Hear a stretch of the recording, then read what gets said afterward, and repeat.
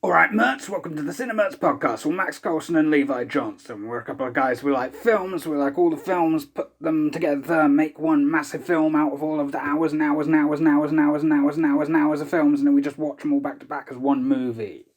Today we watched Repo Man. Yeah. Speaking of that, remember that supercut where we were like, yeah, so like every movie that Samuel L. Jackson is in is just the same character, and you just have to try and stitch it together to make one epic super movie. That was great. Yeah, that's pretty amazing. Yes, Repo Man. Like, not the movie Repo Men, which... No, very different movie. Yes, very, very different. That one's about body harvesting organs. Mm-hmm. I was going to say, ironically, it is still about not being able to make payment. Yes, because it's about repossessing stuff. That's what repossession is. So, I mean, as much as it's about the repo guys anyway. Yeah. Plot rundown is going to be kind of tricky with this movie because it doesn't really have a plot as much as it has a series of sort of weird B plots. That's one of the notes I was making for this. I was like, so like, how many subplots they got? I was like, what's this, like 3? Sort of 3 or 4, kind of. Nah, man. Like, I ended up writing them out. There's something like 6. Yeah, well, yeah, I suppose, yeah. Like, the thing is, though, the plots interweave and then separate. You only really see when they intersect, really. So, because the main person you follow is the main character, I guess I'll set up at least the beginning. There's this guy called Otto, he's this jaywalking punk anarchist. Yeah, he is. He's this punk kid who is just a complete piece of shit, really. We first see him like working this supermarket job that he gets fired from for throwing Millhouse into a bunch of canned foods. His friend is just Millhouse. Yeah, he's just Millhouse. But like, so we see him getting fired, and then pretty much immediately after that, Harry Dean Stanton pulls up and is like, "Hey, my wife's in hospital. She's pregnant. She's about to give birth, and I need to get my car out of this bad area." So he's like, I'm driving this one. You need to get in the other car and help me get these cars out of this bad area. So he offers that Otto like $20, $25, I think. He gets in the car, they drive off, and, you know, as he's driving off, it's like these sort of Mexican couple kind of run out and kind of trying to grab him, and he drives off.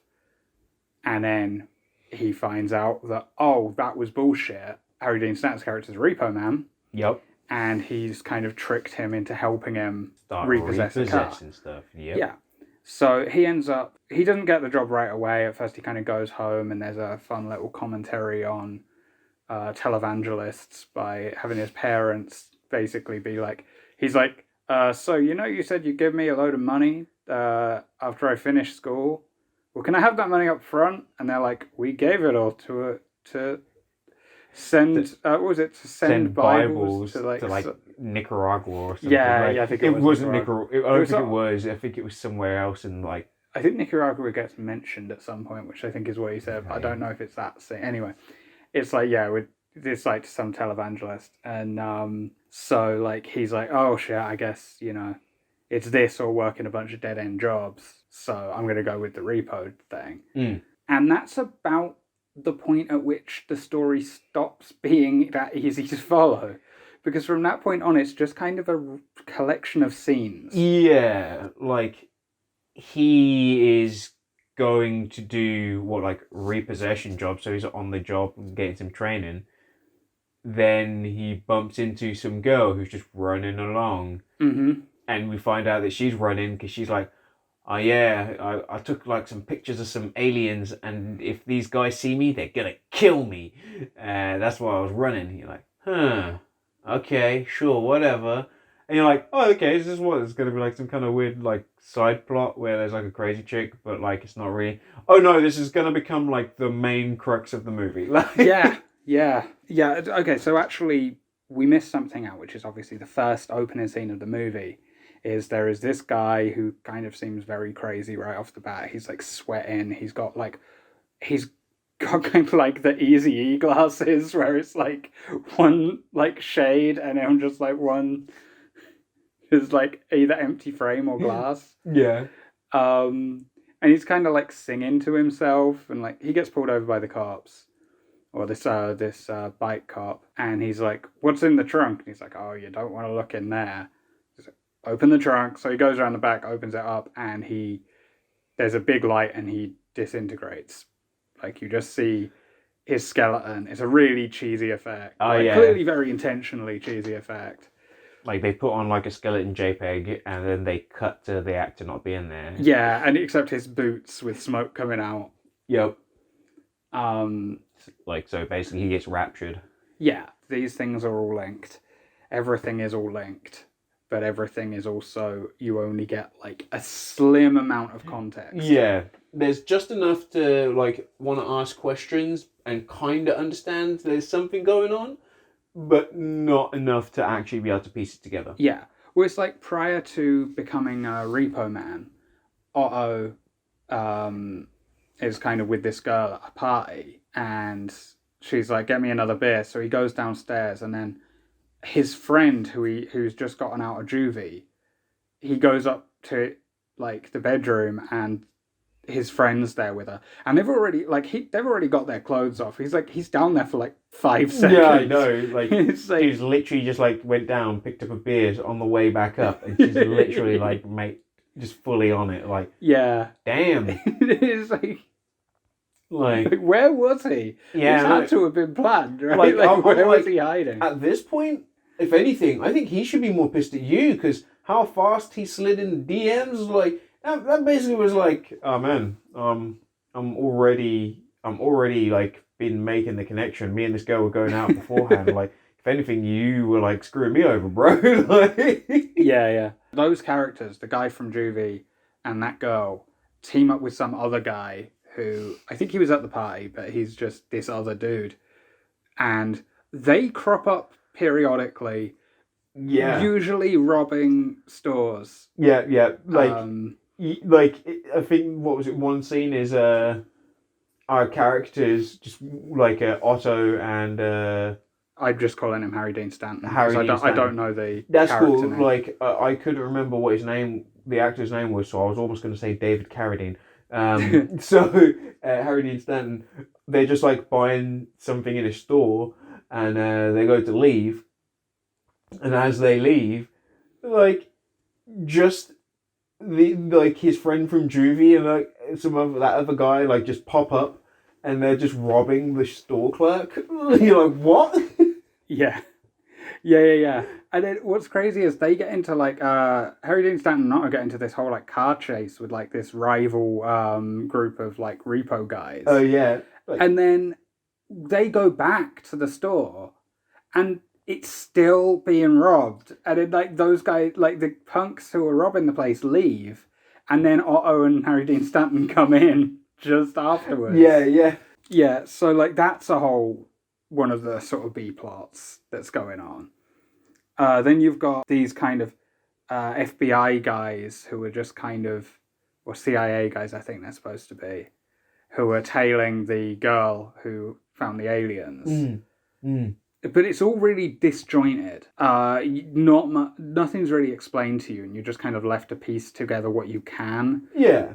It's I would say it's kind of like watching Lost. Like, except not as bad as Lost, because Lost, you know, was like 10 seasons or some bullshit. Yeah. But this is like, everything that's going on in the movie, every time you're like, this is interesting. I wonder where this is going. And then, like, maybe when you get to the end, you might not necessarily be super stoked with the end. This film does not explain much. Like, I mean, there's so many things as well, like little details. Like how the chick who's like the secretary at the repo office that Otto's working at is also with the two brothers who are the rival repo guys. Like, she like communicates to both of them, and it's like that's never explained. Yeah, that's true. It just is a thing that happens. Like, yeah. Like, you were saying that in one of the scenes you felt like perhaps there was like cut footage or like the movie's been cut down a little. Yeah. There's this bit where so there's this other repo guy. I can't remember his name. I can't remember most of the character names because most of their names only come up once. Yeah. He's like a black repo man. Yeah. And he's very different to Harry Dean Stanton's character, because Harry Dean Stanton's character is very much like, I've got a code. There's the repo code, and you don't carry a gun because only an asshole gets killed over a car. That's foreshadowing, by the way. And like, he's like, you don't damage the car, you don't break in, you don't hotwire it. The goods inside the car, like, Yeah, he's very like this. He has his set of rules that he follows, and he, to the point that he doesn't even believe that there would be repo men that don't follow that code. Whereas this other guy literally refers to himself as a car thief. Like, he doesn't even see it as anything other than what it is. And he has a gun. And he has a gun. Ironically, though, with blanks? Yeah, we find out later that it's just blanks. Like, dude's literally shooting at you. Like, you are well within your right to shoot back. This is the United States of America. Yeah. Fucking kill that guy. Yeah. But either way, Otto goes with this other guy. Between two scenes with Harry Dean Stanton, which is also weird, it's like, this is the first scene with Otto going out with the Black Repo guy. The guy goes like, he kind of hands him this bag, like this paper bag. Otto looks in it and is like, you sure this is going to work? It's like, oh, it always works on the women. Yeah. So he gets out of the car, empties it out, and you see like this sort of, I think it's a dead rat. Yeah, it's a dead rat. Falls out into the car. So she like pepper sprays Otto. Oh, yeah, she just looks at him, she's like, charming. Yeah. And then like pepper sprays him, drives off, and then the Black Repo guy drives off as well, and then that's it. The scene just ends right there. It's like, was there meant to be more of this, or did you edit this in the wrong order or something? It's really weird that this is just isolated like this. But the whole film is like that. It's like a lot of the scenes could be put anywhere in the movie and it wouldn't make much difference. Yeah, like, I get it as being like, oh, they just wanted like a punchline, like, kind of ender, like, oh, he tried to do a thing. But then, like, normally if you end on a punchline, maybe you put like a through line, like, or like, I don't know, like an establish it. Like, he's back at the thingy, and he's just rubbing his eyes, like, Jesus Christ, that shit stinks. It's the sort of thing that I think I could see a scene just like that being in a police academy movie, right? Or one of those type of comedies. But in one of those, it would be part of a wider like montage of people doing pranks. Yeah. So it's really weird that it's just isolated. Yeah. And tonally nothing like either of the scenes that come before and after it. But this film doesn't have much of a consistent tone anyway. I mean, it's very funny throughout, but it changes what type of funny it is. Yeah. From scene to scene. Like, the more alien-centric stuff gets most of its humour from the kind of camp B-movie quality of it. Mm-hmm. But then there's also really hilarious dialogue. Yeah. Throughout. Genuinely really funny. And there's like fun stuff as well if you're like a person who likes to pay attention. Like everything, they first there's just a can that says food on it. Yeah. Which I was like, oh, I guess that's like dog food, like because he's poor or something, like he's just eating dog food. Yeah. And then like the guy's like, hey, let's go get some drinks. This is when they go to rob the store. And it's just a smash six-pack. cut. Yeah, a 6-pack of cans that just say drink on them. I was like, oh. Yeah. Oh, they literally do this. If you watch the opening scene, like that, not the opening scene, but the supermarket scene, they're all plain label things as well. But when you look at that first, you're just thinking, oh, it's some supermarket own brand stuff. Whatever. Yeah. Because supermarket own brand stuff does sometimes look like that a little bit. Very plain labeling. Especially like because the movie is not, what was it? Modern day. Yeah. I mean, it's like 84, I think. It was like the 80s, so, yeah. So you're like, okay, like in the 80s, not all the time was it like super flashy for own brands. Yeah. Well, Hell, I even even when remember we the were 90s. kids, Yeah, yeah, yeah. I like remember getting Tesco some Value and Morrison stuff. fucking cornflakes and just like this white box. Morrison's is still really plain, God. actually. Morrison's own brand stuff's still really plain. Yeah. Like Morrison's beers, like the own brand value beers. I think they call it Everyday Saver. Okay. Morrison's, but like that's just plain labeling with the. I know because I buy Morrison's own brand beer quite a lot, and the Tesco one because it's the exact same beer. 25p a can. Jesus, that is true. You can't fuck with that. Okay. it's Man. It's a pound for a 4-pack. Like that's that's pretty right. yeah. I mean, it's like fucking next to nothing. It's practically non-alcoholic, but whatever. It's fucking 25p a can. Who can complain? It's not even that bad either. It's like this is fine. Yeah. It's not going to win any fucking awards, but it's like drinkable. It's better than some bit actual branded stuff. So like, anyway, yes, but like, so you just think it's it's own brand stuff, and then it's like, oh no, this is a thing. Now, that actually, I believe the video for Institutionalized by Suicidal Tendencies came first, and since that song is in the movie, I feel like that's definitely a reference, because that is a thing in that video. The only thing that you see as a brand is cans of Pepsi. Just one Pepsi, and she wouldn't give it to me. So great. So great. Ice-T covered that with Body Count as well, weirdly. Although the lyrics were all changed. Yeah, but... honestly, that is a weird thing. Like, just IT, like, boom. Yeah, the lyrics were changed because... I mean, you know, he is not a young guy, and it'd be a bit weird for like this like old man, like this 60-year-old man being like, my mum wouldn't give me a Pepsi.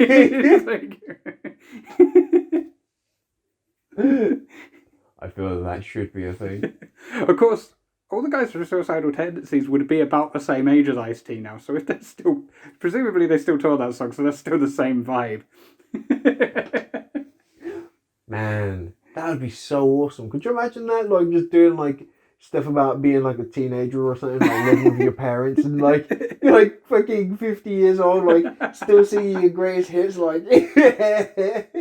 Oh, you mean, like, every single, like, pop-punk band ever? Because they all would write stuff like that? Or, like, high school, like, romance songs and shit? Yeah! Oh, God. Could you imagine, like, if High School Musical actors, like, got back together and they're, like, fucking 65 years old and they're, like... Okay, guys, we're all in this together. Like just old folks. Hells yeah. So I think that's where it comes from, but it is a really interesting choice because, like you said, it almost makes the labeling look like it is its own brand. When it's that common. Also, the generic labeling as well, like food and drink. Yeah, I like that. I like that a lot. I got a little bit sad when I saw, like, later on there was some things that would say beer on them. Yeah, there was some that said beer and like cornflakes and things like that. Yeah, I was like, It would be better if it was as dedicated to it just being like as plain label as humanly possible. Like so it's just to the point of it being needlessly vague. Different boxes, like, but they all just say food. Yeah, that would have been better. That absolutely would have been better. I mean, although either way, I do really like the idea of someone eating out of a tin of just food. If you look as well, like I've seen the movie a couple of times, it looks like he's eating like cocoa powder or something. This is what was making me think. I was like, is this some kind of also like futuristic, like it's like low-key secretly like a cyberpunk world? Because like the prevalence for his friends to just do crimes because they're like literally like, hey, let's do crimes. Yeah, like, that is a line. Hey, let's go do crime. That actually is said twice by them in the movie. Come on, let's go do those crimes. Yeah. We'll get sushi. I'll pay. What? But like because of that, like, and I guess, well, I was gonna say like the 80s is like a cyberpunk aesthetic, obviously, because cyberpunk came out around in the 80s. Mm-hmm. So I have actually seen it listed on. I used to be heavily involved in a cyberpunk forum, and there was like this kind of definitive list of cyberpunk movies, and I know Repo Man was on there. Yeah, because I always remember looking at it and being like, "Does that count?" I was partly thinking like yeah, like it's got that. It has that dystopian feel. Mm-hmm. Like it's weird because he's like, man, like I'm an asshole kid from the suburbs. It's like, yeah, but like you're like hyper poor in the suburbs though. Like Yeah. it's like Yeah. it's almost like it's everything's gone to shit. Like you're eating food. Yeah.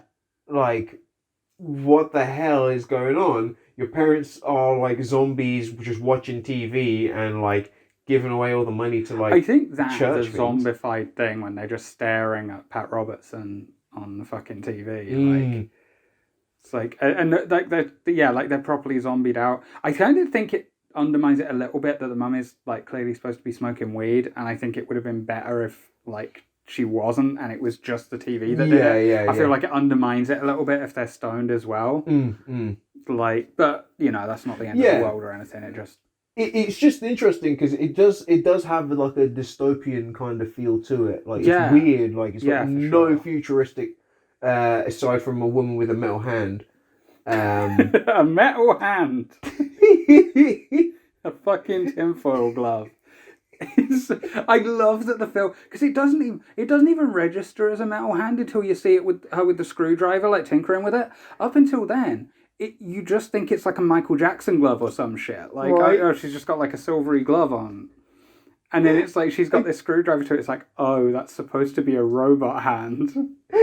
That's adorable. It's so weird, and then for no reason, like the punks just go like, hey, yeah, this is awesome. So because they're on, they're like sniffing poppers before that. They're like doing poppers, and then they're like, oh, metal hand.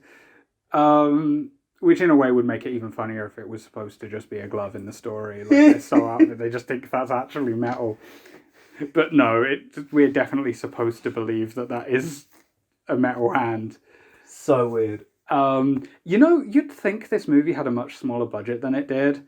The movie was made for over $1 million. It wasn't like a zero budget movie. I mean, I know that it's got real actors in. You know what I mean? Harry Dean Stanton is a proper veteran actor. Emilio Estevez wasn't like huge yet. Like, well, he never got huge. He's just but he is in a big acting family. You know, he is a Sheen.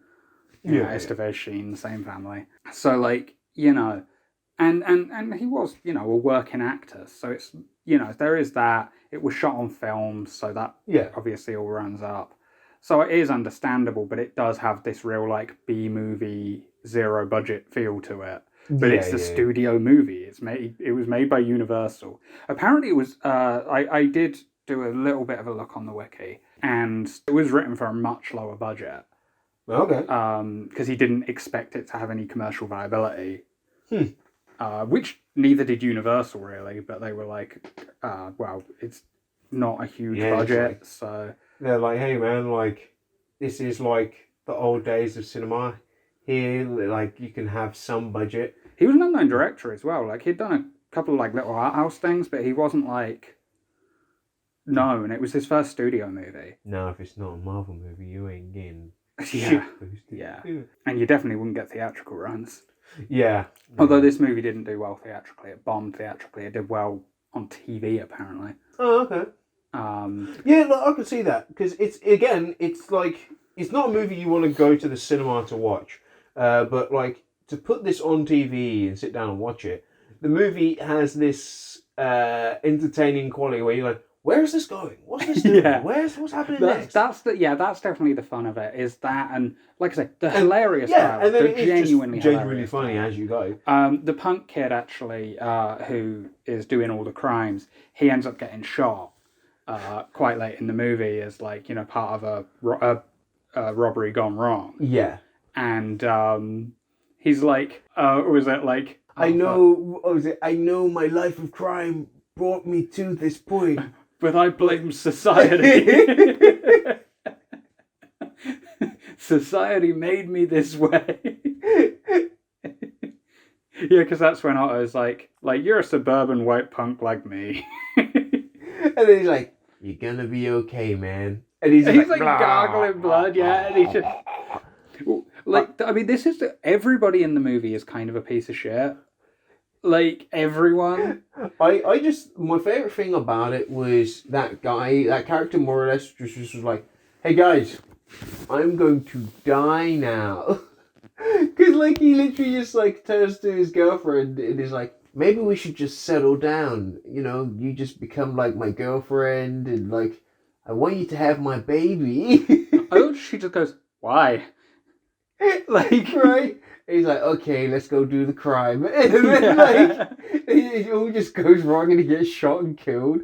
And, like, she has, like, no interest whatsoever. She just walks off. Yeah. Everybody in the movie is so selfish. Like, the whole movie is just pure self-centered. Like, even, like, the girl who, like, you know, the alien girl who, like, He's like it's sort of heroine, written to be like the love interest, but it really isn't. Yeah. Like, literally, all that happens is the first time they meet, they do end up banging in the back of Otto's car, and then she just is sort of out of the story for a bit. Then when she comes back in, her next interaction with Otto, he just like tries to get a blowjob from her like while she's at work. Yeah. Like he starts undressing and then Yeah. like her boss just comes in and like he's just like stood there with his trousers down around his ankle and she's like, yeah. Anyway, there's like a call for you. And then she just walks off and you're like, you're not going to get concerned about that? Like, but then, like, so, but you ultimately at that point you think, oh, well, she's a relatively sympathetic character. But then, at two separate instances, she's like really into the idea of torturing people. Yeah. Like, was it? She gets picked up by some guys who say, "Are you going to torture me?" They're like, "No. Why would we do that?" She's like, "I'd torture anyone for the information if I needed it." You're like, "What?" Yeah. Yeah, and then later on, she's like, "What is it?" She says at the end to Otto. Oh, she's like, because then at the end of the movie, like out of nowhere, they're like, there's an opportunity for Otto to leave. We won't like go into it fully, but like he gets the offer to leave, and she's like, Otto, what about us? Like, what about our relationship? And like, Otto's just like, fuck that. And he just leaves. Like, what? Like, yeah. And she's like, but it should be me. I'm the one who even told you about this stuff. Yeah. Yeah. It's Movies. Yeah. But like I said, everyone's selfish. That like nobody ever considers anyone else in their decision making. On two separate occasions, Otto is just completely unconcerned about people dying in front of him. Like, there's obviously like we said, the punk that robbed the place, who, again, granted, he kind of cucked him, but he is still, like, his friend from, like... Yeah. Like childhood. Yeah, exactly. Like, dude just literally gets, like, fucked up. What was it? His other friend that he worked with? Because, first off, just thought he was his workmate who didn't like him. No, it turns out he was like his friend. He got beaten up, and he sees him like in the hospital. Yeah, and he's just like he's because he's like going out on a stretcher, and he's got like a blanket over his face. Milhouse, he like lowers the blanket, sees Milhouse, and then just puts the blanket back over his face. Yeah, but like Milhouse is like, oh no, and he just flicks the blanket back over his face, like completely uncaring. It's just throughout the whole, and then also like the guy who has the car at the beginning. The guy dies, and Otto just like sticks him on a bench and just takes the car. Like he doesn't even like he doesn't even like check for a pulse or anything. He's just like, oh yeah, fuck it. Like, all right, well, get out. Like this car's worth 20,000, baby. Like, see you later. Maybe this is why it's that dystopian future. Yeah, like the fact that people are willing to fuck each other over for 20 grand, like so many people. Right. Yeah, there is definitely that, like I say, it does feel very dystopian. Especially, there is one moment where the guys in, like, hazmat suits are, like, picking up, like, a corpse off the street. Yeah. Which just happens. Yeah, like, they're just walking down the street and then, like, some dude in a hazmat suit just taking some random hobo off. Yeah, and then, but there's, like, a bunch of other, like, at the same time, there's a bunch of other, like, homeless people, and one guy's, like, crying. And, like, it's just, like... It really captures like the really. I mean, they obviously shot on location in like some of the just really nasty areas of LA. Yeah. But it really does capture that. Yeah. Now, I mean, I watched this film quite a few times when I was a kid. This was a real go-to for me because, well, I mean, when I say kid, I mean early teens because I was getting into punk. This was a film. I mean, this film's soundtrack is kind of notorious. It was one of the only films with like a hardcore punk sort of soundtrack. Certainly, movie of this scale. You know what I mean? There are smaller movies that do, but like, so it's kind of considered somewhat of a big deal just for that. You know, it's so I used to watch it quite a bit, and I think the first time I watched it, that's all I really paid attention to was like, oh, it's kind of funny and it's got a good soundtrack, and then it's like, the more I watched it, the more I kind of really started to just like the bizarre style the film has. Yeah. It's not, and it's one of those things because nothing about it is particularly impressive in terms of technical stuff. It's shot pretty plainly. There's a couple of cool shots. You pointed out one where they shot using a mirror. Oh yeah. In a sort of in like the club, in a nightclub where that hilarious like doo-wop group that are all, it's like a punk doo-wop group, and it's like it just sounds sarcastic. Yeah, like the vocals are actually like sarcastic doo-wop. It's great, especially the bit right before the scene cuts, which is like do up, yeah. It's just no enthusiasm at all. Yeah, it is super weird. Like, I love that. Like Otto looks up at him and goes, "Can't believe I used to like these guys." Like I think like the implication there is that like they were a punk band that sold out and turned into that. Like, who's that for? Like, see, who was asking? What market was asking for that? My imagination was that like no, they were always this doo-wop band, and like he was just really into it for a while. Like it was That's just also this really funny. weird genre that the music had taken. Like it was like like for some reason everyone was just into like fucking punk doo-wop barber shop quartets. Oh man, you know we never really had punkified barbershop. There's been so many like punk versions of genre. We never done that needs to happen. The problem is it's hard to get like multiple punks that can actually sing. That's a rare skill in punk bands as is. Well, you don't need them to sing. They just need to attempt to sing in harmonization. Yeah, the hardest thing that to do. Actually, I don't struggle that much harmonizing, and I suck at singing. Yeah, like I find harmonizing kind of easy. I'm like, yeah, you just match the resonance. I don't know. Yeah, you just. I mean, in my case, drop down because I tend to have a slightly lower. Yeah, and that's the other thing as well. I think other people definitely get hung up on being like, oh, they did like ah, so then they're like ah, like it's like oh no, you could just do that but in your natural range. Yeah. Like, yeah. Like it doesn't have to be like C sharp. It could be C flat. Oh god, I haven't done music properly in like so long. I don't know if that even makes sense. I don't really know any music theory. I just do everything by ear, so I don't know. It's so goddamn annoying because I know what it is. Pitch, pitch key. Like yeah.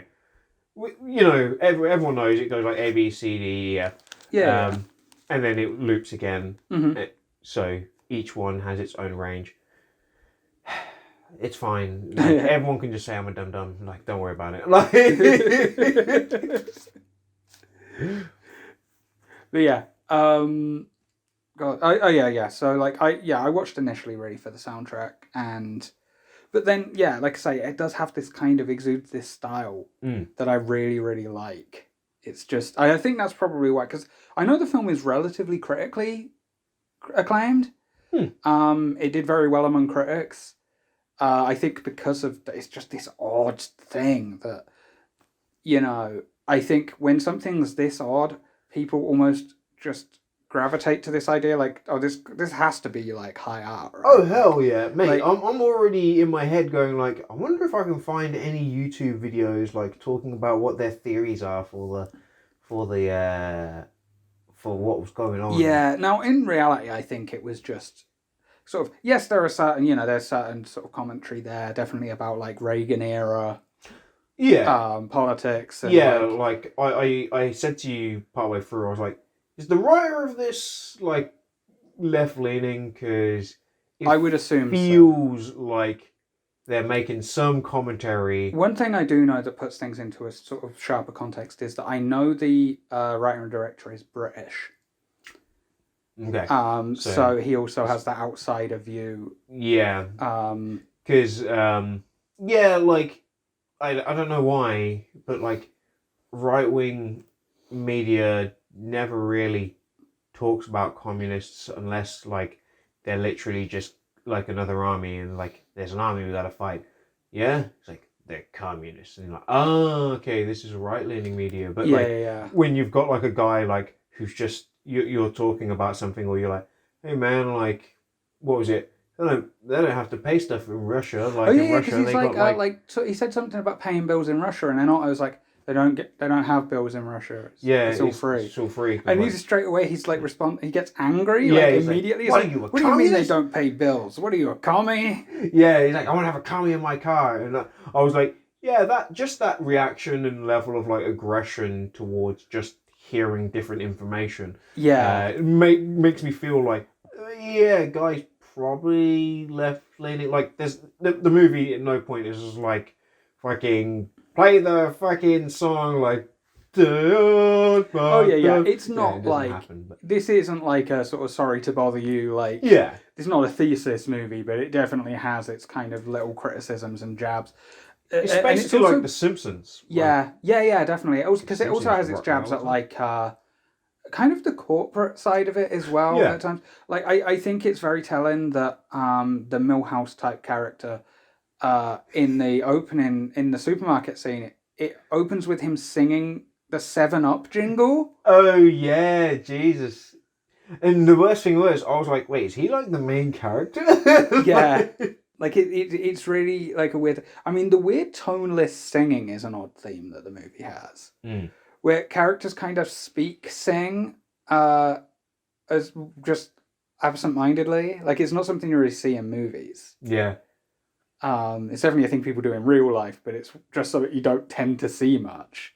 So it's odd when you notice it, and it's like because you get that the guy, the crazy guy with the car, he also sort of sings like Yeah, that's true. That's true. Otto does it where he sings TV Party but like Mhm. after the party scene where they're playing TV Party, and then it cuts straight to him singing it while sitting by like a railway, and yeah, so it's like it's a one of those weird things. There's a few weird little Yeah, quirks that the movie has. definitely does. Um, I know this is very disjointed. You can't really talk about this film in a non-disjointed way Yeah. because the film Do- itself is so disjointed. Do you want to rock into spoilers for the last Yeah, part? yeah. Spoilers from here on. I mean, this isn't a super important thing, so No, don't feel but, like you like- have to go back and watch it. But if you're really one of those people who hate spoilers, Well, 'Cause- the other thing for me is I feel the movie is a lot of watching and questioning where's it going. Mhm. That's actually the best part of the movie. Yeah, But like if you kind of know where it's going, I don't know if I would find myself being as maybe entertained on a second. Well, on a second watch, I would still be entertained because I'll be like, okay, what shit can I try and work out that this movie's trying to tell me? But Yeah. like if I was coming into it and then you'd been like, blah blah, this is how the movie ends, I'd probably be like, why do you want to watch it? yeah. See, I intentionally told you as little as possible about the movie. Yeah. So yeah, maybe go and watch the movie. And I mean, to be honest, I know. I mean, Peter, I know for a fact you always make sure you watch the movies before listening to the podcast anyway. True. So there's no worry with you. So, but and why you've probably seen it, and there's the whole audience right there. So Nailed it. Hey man, that's if anything, that's 100% retention rate right there, baby. yeah. So yeah, basically at the end of the movie. So well, before we get to that, little bit of setup. So the aliens that the girl talks about are very important. Yeah. Very important. So I guess it's implied that it's outright said, that the alien corpses that this girl has the photos of that just look like some sausages. Yeah, I know. And that is actually said in the movie as well. He's like, that looks like sausage. It's not sausage, they're alien corpses. I love that she just hands him the photo and expects him to be impressed by it at face value, by the way. I thought it was just like a black and white picture of a condom or something. Yeah, it's so nondescript. It's like, why would anyone be like impressed? But that also goes into that kind of, it's like UFO nuts and stuff. Yeah, yeah. You know what I mean? They think that they've got this bombshell and it's just nothing. But the sort of twist in this is that the nutters are right. Yeah. The crazy people who say the weird shit, they're absolutely on point. The alien corpses are in the trunk of the car that's worth the 20 grand. And that's what's disintegrating people. And they're also like... Yeah, I don't think we ever established that. Looking in the trunk gets you disintegrated. Oh, yeah, I mentioned it. Okay, the opening scene. Yeah, so... But it's also causing the car to, like, heat up because it's like they're, like, emitting radiation. Yeah. And one guy's like, people think radiation's bad for you. It's not bad for you. yeah. He's like... Tell that to the guys in Chernobyl. Yeah. It's causing the car to heat up and it's clearly making, like, the guy driving the car sick. That's actually why he dies. And there is also a scene earlier on where the kind of the janitor guy, or like whatever he's supposed to be, at the junkyard, at the repo place. Yeah. He is talking about his conspiracy theories, and he's saying that flying saucers are actually time machines, and they're taking people from South America in the present day and taking them to the past, and that's how humans started. And that's why there's disappearances in South America. So yeah, fucking baffling. Like, what? But here's the kicker. Big spoiler reveal. He's right. Like, the worst thing was when they were doing like the last scene and like the car is now painted with glowing paint, so it just glows. Yeah. I was like, there's kind of only one thing that they can really do here, because there's only one option that's been set up. But really? And then, like, yeah, they just totally do it. They get in the car, it flies up into the air. And then they just fly off. Like, and that chick's like, but what about our relationship? He's like, fuck you. Yeah. Like, yeah, that was a weird, like, a super weird bit. I was just like, the hell? Like, wait, are they going to go back in time? Like, what are they do? Where are they going? Like, what's... Yeah, no. Sorry, that's the end of it. They fly off and you see the stars and it does the little hyperspace thing. Yep. And then the credits roll. And just to fuck with you, the credits roll backwards as well. Just to really just twist the knife. It's like, oh yeah, no, they start from the bottom and scroll up. Fuck you. Like, yeah, like, it is so weird. I love the fact that, like, when they get there, like, the one with the robot hand, like in the CIA, basically, they're like, oh yeah, we've been trying to track this thing down. And you're like, okay, so clearly they know what they're going to do with it, right? Nope. Like, yeah, nope, one guy in a hazmat suit walks up to the car, bursts into flames, so they have to put him out, and then they like go, send in the priest. So they send in a priest holding the Bible, and like a bolt of lightning strikes the Bible, and he's then like the whole time that's going on, there's the guy who's like monitoring it being lectured on fucking Dianetics by some other dude. Yeah, like, well, he's like, oh man, he's like one of the CIA guys, and I'm he's just like, born to do this job. Like, what? Yeah, he's like, it's kind of spiritual, you know? It's like, spiritual. Yeah, I've been reading this book, Dianetics, and it's like, Wait, what? He's just like a Scientologist?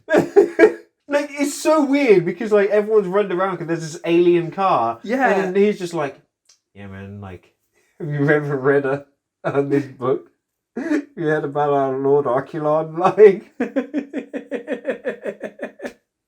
It is so fucking bizarre. Like, it is it is a kind of really chaotic ending, and I do really like that because I feel like a movie that disjointed has to end chaotically. yeah. But then there is this extra degree of fuck you with just how cheesy the final scene is with the car. Like, it almost feels like they definitely were going intentionally cheesy with the way the car flies. Like, it's clearly a cardboard cutout.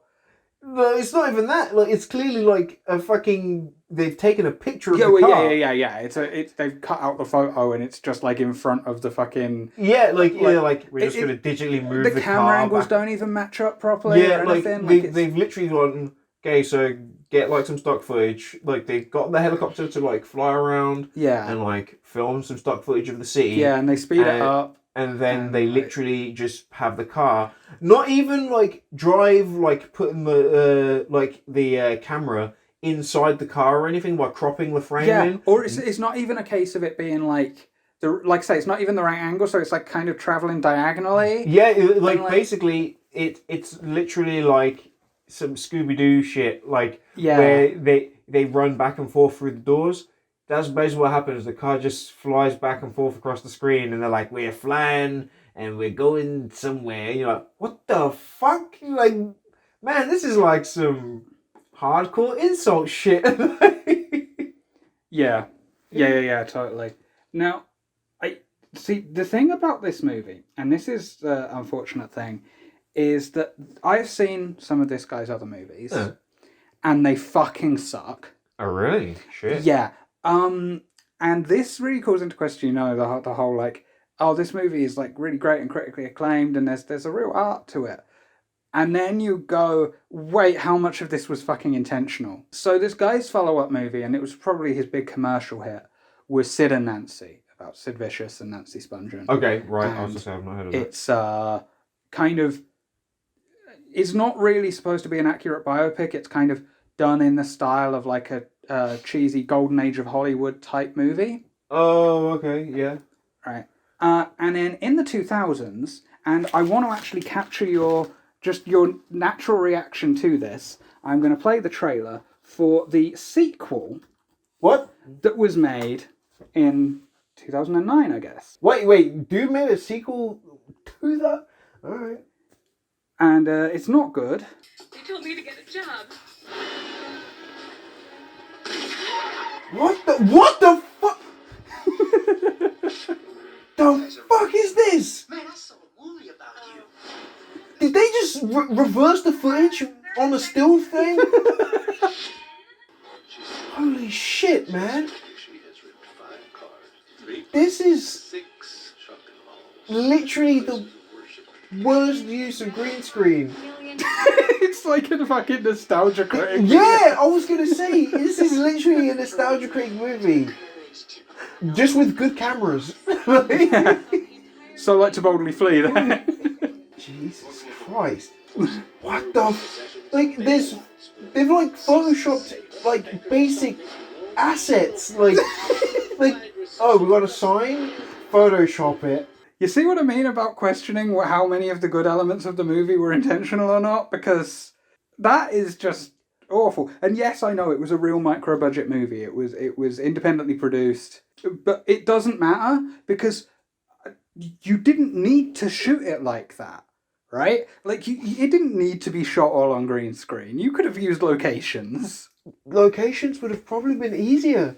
Yeah, rather than this weird fucking, like you said, stock asset fucking... Right, like, that's the thing as well. They are all stock asset, like, photos, like, that have then had, like, text photoshopped over them, or it's like, hey, look, it's my mansion. It's like, I ain't gonna lie, this gave me so many ideas that I was like, hey, why don't, like, I was wondering, how am I gonna, like, find a mansion? Like, I wanted to get, like, a mansion, like a rich American style mansion, not one of our British mansions. 'Cause Yeah. they're like Old and fallen apart. Yeah. Yeah.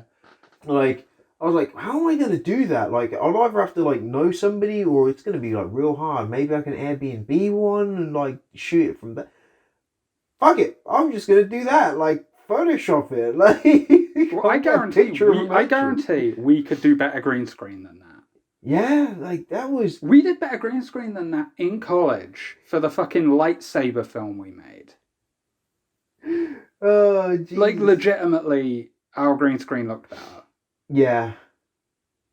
And we shot those on fucking DV cameras. Hey, man. In fact, the green screen, not only did it look better, it was harder. Like, you know, like, the harder thing about our green screen was the fact that we didn't even have a green screen. We had, like, a black screen.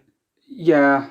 Like, which is difficult because my hair is black. So... Yeah, we had to, like, hand roto a lot of that stuff. Yeah. And it definitely came out better. Yeah. Okay, well. Like, it's... Yeah, what amazes me about it is, if you look... I mean, what was one of the first things we were taught when we were doing green screen, right? You add fucking noise so it doesn't pop so much. Yeah. Like, they've not added noise to this. Yeah, that's one of the things why it's like, oh yeah, it's so obviously, like, stock footage. Also, that shot that we've just landed on is a really bad imitation of depth of field. Yeah. That's terrible. That is actually awful. It's very clear that those were two separate I fucking... partly wish that they had just gone, like, balls to the wall and not depth of fielded. They just had him be in focus as well. Is he just smaller? Yeah, he's just smaller with the bird. Like... That'd be a real dog walker move. That'd be like... And then you go like, no, you see, because it's like, it's split focus, like in RoboCop. Oh man, I love split focus diopters. I'll probably cut this, but did I tell you I've been figuring out how to make one, because they're really hard to buy. They're like expensive as fuck, and a lot of cameras you can't even get them for because they're not used very often. So I've been working out how to rig one using a glasses lens. Oh, okay. And as long as you have it at the right distance, and you can use that. Yeah, like, because I would say that's how it works anyway. Because well, don't you usually have to like actively be like, this is focused for this distance, and that's focused for that distance? Yeah. You can't like tweak either one. No. So yeah. Yeah. But yeah. Anyway. That's the quality of... And as far as I can tell, that is the standard of his 2000s films. That is what you can expect. When The Phantom Menace looks, like, really good... Like, I know that's not fair because the budget quality is, like, insane. But... Fuck it, I've seen... I mean, trauma movies are made for about a similar budget to what this was made for. And they look fucking... Trauma team productions look so much fucking better. Hell, like... Right? Sharknado and all that crap. Yeah, the Asylum films. Yeah, the Asylum films are that's low budget. Yeah, I'll say the Asylum films look so much better. Oh my god. Like, it is pretty inexcusable. I ain't even gonna lie. I partly am like, I need to like, just see this movie. Like, it is actually borderline unwatchable. For a few reasons. One of which, believe it or not, considering, and this is amazing because this is a veteran filmmaker, right? This is someone who's been making movies since the fucking late 70s, right? The sound is bad. Like, the sound is just really poorly mixed. But like, it's also controlled. Yeah, it's like, so controlled. How do you fuck that up? Like, I guess, like, obviously being in bad movies isn't like a death sentence to your career. Well, especially not a movie like this that no fucker saw. Yeah. I mean, I just looked. Is this the official... Oh, it is blazing trailers, so I don't think this is official. But still, though... And it was also uploaded in 2016, so no, it wasn't like the Preakin one, so I guess I can't go with the views. But yeah, nobody fucking saw this movie. Hey man, like, you can kind of tell based off, like, you know, the level of interest. Because people go back to, like, look at trailers and shit. Like, if you look at the RoboCop trailer, this was fucking loads. That trailer came out in, like, the 80s. Yeah. but nobody gave a shit. I watched it because I was so into Repo Man when I was a kid. And I knew it was going to be kind of shit. Like, I expected it. I saw the trailer first, and I was like, oh, this doesn't look good. But it's like, you know what? I'm going to watch it. I'll check it out anyway. It was so bad. It's so weird because it's like sub-fan film. The film doesn't even look like it has anything in common in the slightest with it. Like, it rehashes random plot points. So it's kind of almost like a remake. Yeah, it's bad though. It's just bad. But then I also thought Sid and Nancy sucked, and I might get hate for that because I know there's a lot of real fans of that movie. it basically sounds like this guy's gotten just really lucky. Just Yeah, I think it was a case of like, you know how sometimes just piece together. he's a George Lucas. He's a George Lucas. Nah, because like I'm gonna like go back and be like, look, I will kind of defend George Lucas. He can competently put a film together. Like, oh yeah. I mean, but I'm not saying this guy. I mean, he clearly can't now. I don't know what the fuck happened to him in the 2000s, but like all of his other films are competently enough made and everything. But there's just nothing. You know, that movie had a certain magic to it. I think because of the limitations around it, which is why I'm comparing him specifically to Lucas. Because I think the reason the first Star Wars, was as interesting as it was. Is because of the limitations that were thrown on it. yeah, If you look at what he wanted it to be, with Luke being some weird alien guy, and like I've read the original script, and it's like this whole opening sequence that isn't in the original that's hey, like there was stupid like long a shit and... ton of like scenes that were cut like that kind of even still exist. Like there's like Luke going to the cantina and hanging out with his friends for a while and doing this other stuff. Oh, that film was saved in editing. Yeah, That film was absolutely saved in editing. And I wonder how much of something like that happened with Repo Man. I know one weird thing about Repo Man is that because it got big on TV, the TV version is actually the more popular version than the one we saw. There isn't a huge amount of difference. There's some cut content, and anything with swearing is overdubbed, usually with something quite surreal. So it's it's just him saying like, "I'm gonna send you to the next dimension." yeah, yippee-ki-yay, Mr. Falcon. But yeah, that ended up being the kind of more popular one. So, but like either way, I like I say, I just don't know how much of it was. It feels like a film cobbled together in editing, without a shadow of a doubt. Like I said, I mean, there's that one scene that felt like it was cut. There, in general, like you can really put a lot of those scenes anywhere in the movie, and they'd make as much sense. Yeah. So it does feel like we shot a whole bunch of stuff. We didn't really totally know what we were doing. Kind of like a student film. Almost. Yeah. It has that energy to They it. kind of put it together and were like, "Hey, this kind of worked." Yeah. So, I don't want to talk too much shit on the movie because I actually, I mean, Repo Man, I really fucking love. But sometimes you have to put things into context. Yeah, and that puts things in a lot of context. I'm so glad I got to show you that. I thought of it after we only decided today to do this movie, and after we made that decision, I was like, I'm going to show him the Repo Chick trailer. Like this long setup just for that. Like before I came up with the movie or anything, it's like, hey. You're just like, Levi needs to see that trailer, man. Like, I need to set this whole thing up.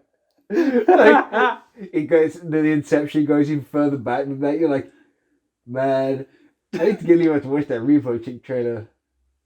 We should do a podcast where we talk about. I've just been biding my time. It's all been a setup, like from that day one. The inception is real. That's even funnier because the first podcast we did, we weren't even in the same room. Yeah, right. Like we weren't even in the same. We weren't even in the same county. yeah. We were 200 miles away from each other. Oh, that is really funny. Like, yeah, I can't. Oh man, I wish I could claim that I was that forward thinking. Like, Although it does sound like something I'd do, granted. some One Piece level fucking setup, like.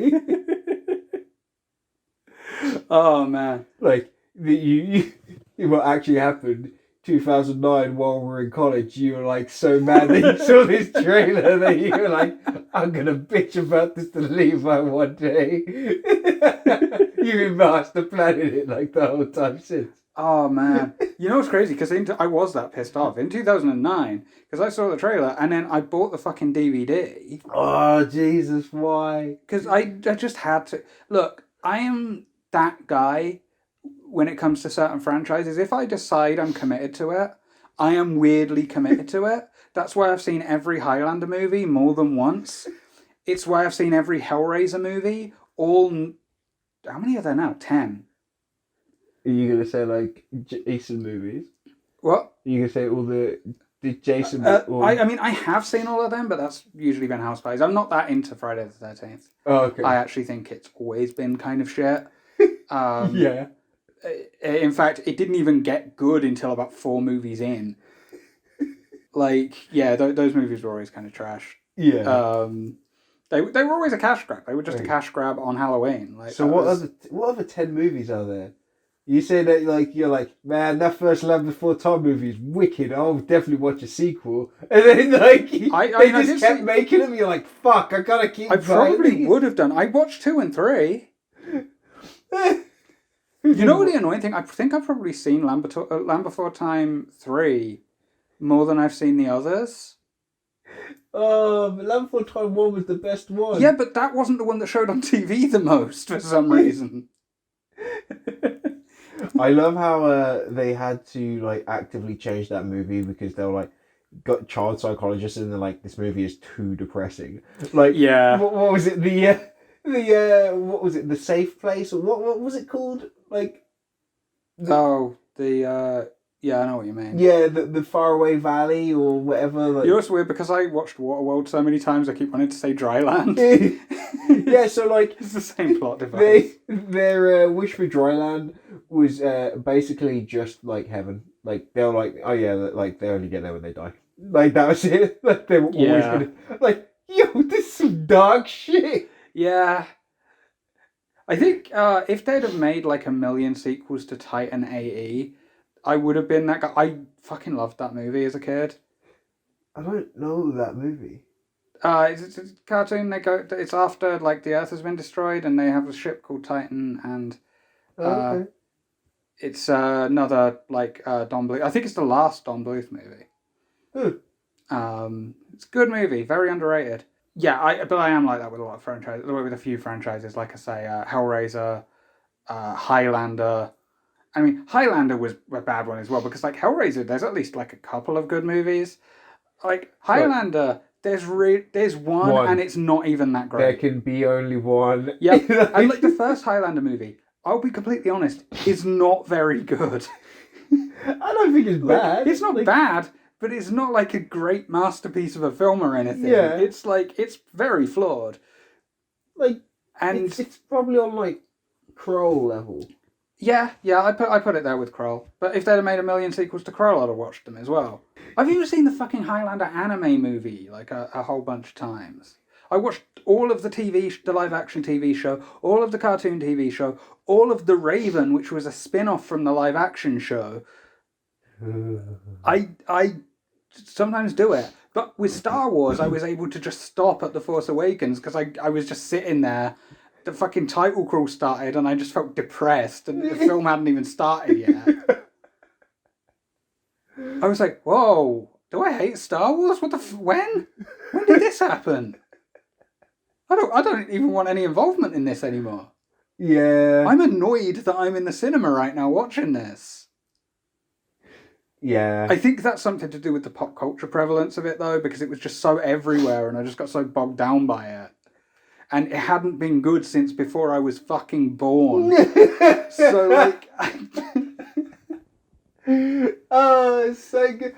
Like, that's the best thing about Star Wars, I think. Like, hasn't been good since before I was born.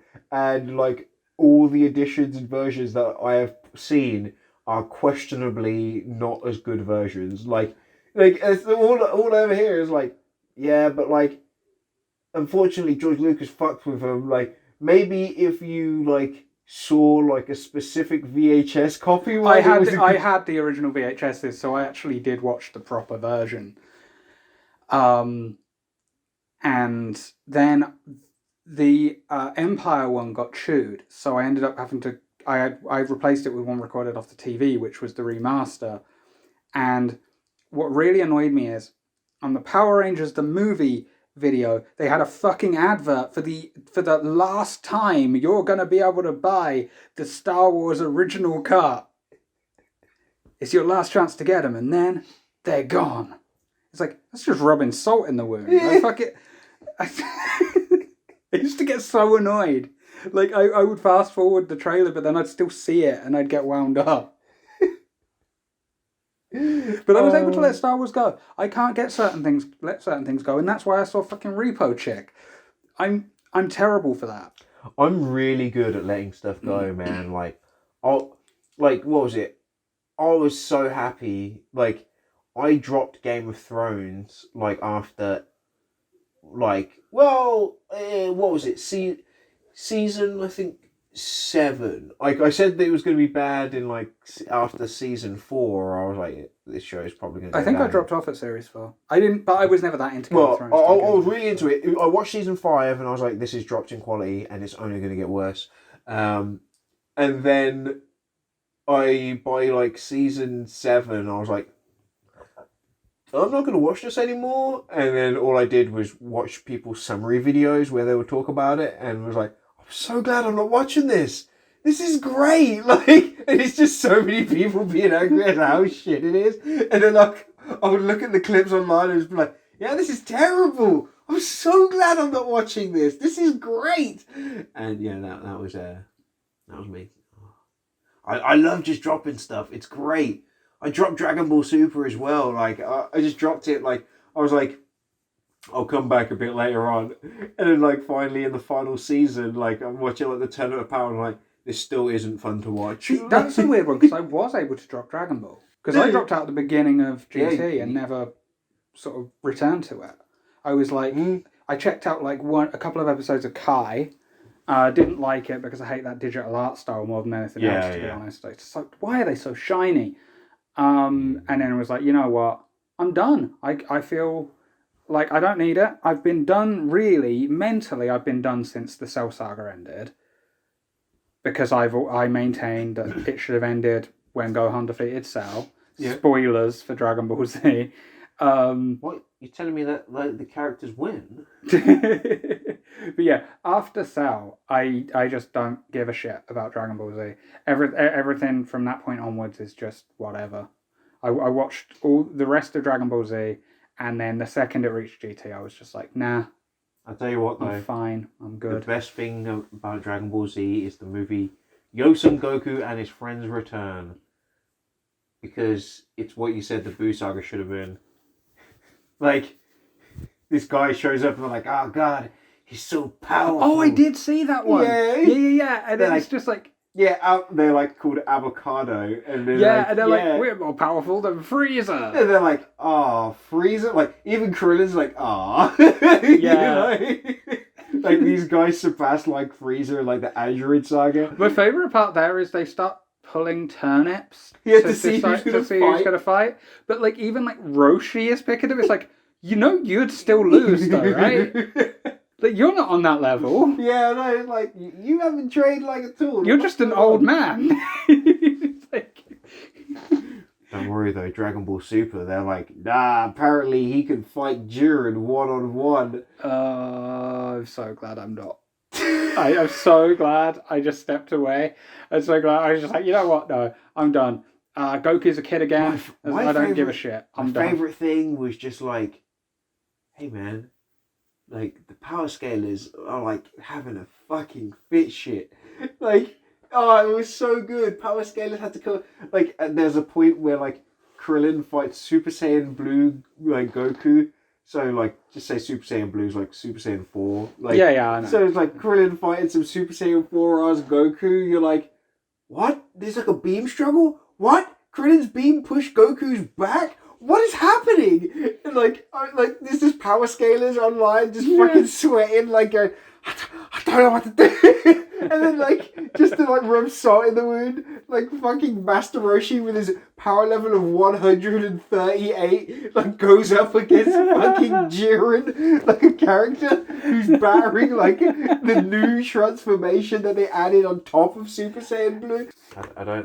We haven't spoken about Repo Man for like the last 20 minutes. That's usually a good sign that we're finished. That's usually how we determine that. Oh man, that's a good looking burger. It's really blurry on that screen, but... Burger King.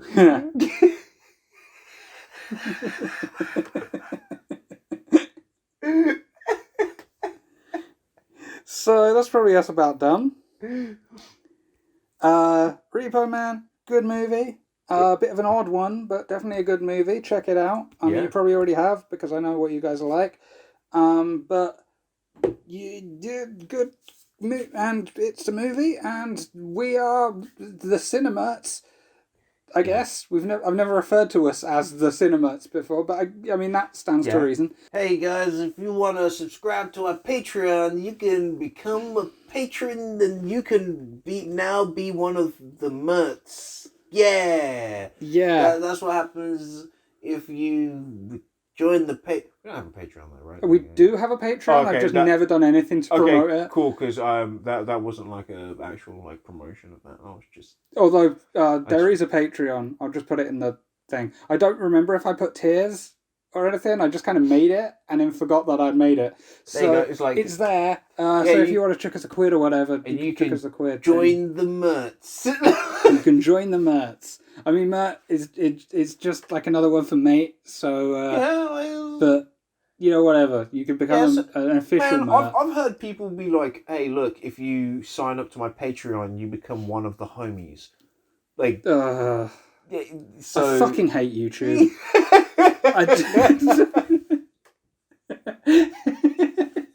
It's totally a thing, man. That fucking fostering parasocial relationships to get money. Fuck that. Yeah. But if you want to become a Mert, sign up to Patreon. Like, realistically, we just want like £1, one English pound sterling from each person. Yeah. If you get everyone on Earth to give us £1 sterling, We'll have £2. No, I said everyone on Earth. Oh, everyone on Earth. We would have £7 billion. Yeah. And that would just be for the first month. Yeah. So if we do that, tell you what, guys, if we get like enough money, like we'll put it in the Patreon tiers. Like we'll fight Jeff Bezos. Like we'll just fight him. Like, yeah. If we become billionaires, like that's what we'll do. We'll use the money and we'll set up like the fight match, where you have to like just attack each other with the money. That's how like billionaires fight. Like, you know, they just put the money into like a launcher and you have to just launch money at each other. And it'd be cool because if we got money that way, we'd be the first legitimate billionaires.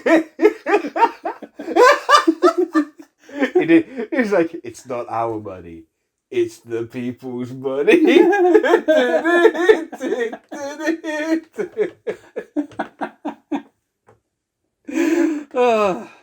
Ian Beale.